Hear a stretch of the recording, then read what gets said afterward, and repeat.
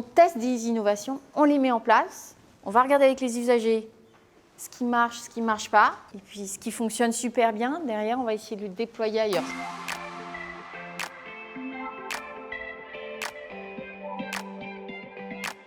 Ecopolis, c'est le centre de ressources francilien pour l'aménagement et le bâtiment durable et on accompagne les professionnels pour progresser dans leur pratique quotidienne en termes d'écologie. Alors on organise les visites comme celle d'aujourd'hui pour que des professionnels puissent venir voir toutes les opérations qui font des pas de côté. Le contexte, c'est qu'on est dans un bâtiment de 1955, une école en béton, structure béton, poteau-poutre. Il y a zéro protection solaire, on est vraiment dans une situation qui est massivement inconfortable. Il y a une rénovation globale qui est engagée sur l'ensemble des 4000 m², ça sera phasé. Donc là, en marché global de performance. Mais avant ce marché global de performance, il y avait la possibilité de faire un démonstrateur, un labo ici. Pour pouvoir faire ça, en fait, ce dont on s'est aperçu, et ça on a tendance en tant que technicien à l'oublier, embarquer les usagers avec nous.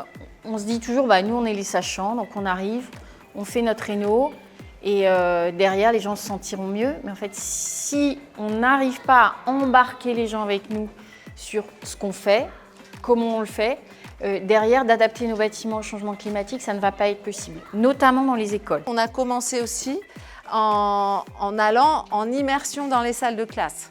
Donc on a été vivre avec eux dans des salles de classe pour voir comment ça se passait et du coup de comprendre, de faire un diagnostic partagé et un diagnostic d'usage aussi.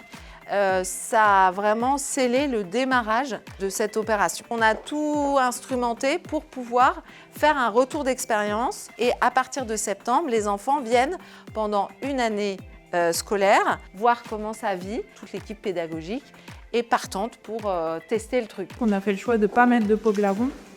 C'est un choix délibéré pour garder l'inertie de la dalle en béton, pour permettre de stocker la chaleur la journée. Et donc là, on a un aperçu de à quoi ressemblent les panneaux rayonnants, donc avec des serpentins d'eau. C'est une cloison ossature bois, isolant en métis en coton recyclé et fermeture côté salle par des panneaux d'argile 22 mm et avec une finition en enduit terre. Donc l'objectif là, il est en verre. Quand il est en dessous de 800, c'est en vert, ok, très bien, ça donne l'indication aux occupants que tout va bien. Quand il passe à 800, il passe en orange.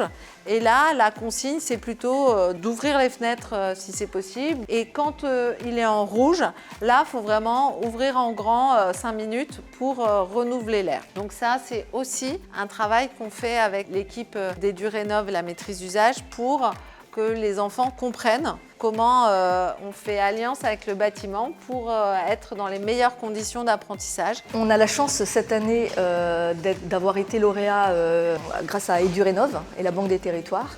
Donc on va mener un SDIE, un schéma directeur pour les bâtiments, pour essayer justement de faire un diagnostic de nos sites scolaires. Donc on essaie d'aller justement assez vite maintenant aussi pour trouver des solutions pour le confort des enfants. D'où ma présence ici pour essayer d'avoir un peu des retours d'expérience et tout ce qui peut être fait dans ce cadre-là. On est très content d'avoir eu toutes les explications de Paris-La Réno sur les expérimentations sur la rénovation des bâtiments scolaires qui sont réalisés ici. Et on est très heureux d'avoir accompagné ce projet avec une mission d'ingénierie sur de l'assistance à maîtrise d'usage pour faciliter la prise en main du bâtiment par la suite et aussi intégrer les besoins, les attentes des utilisateurs dans le projet.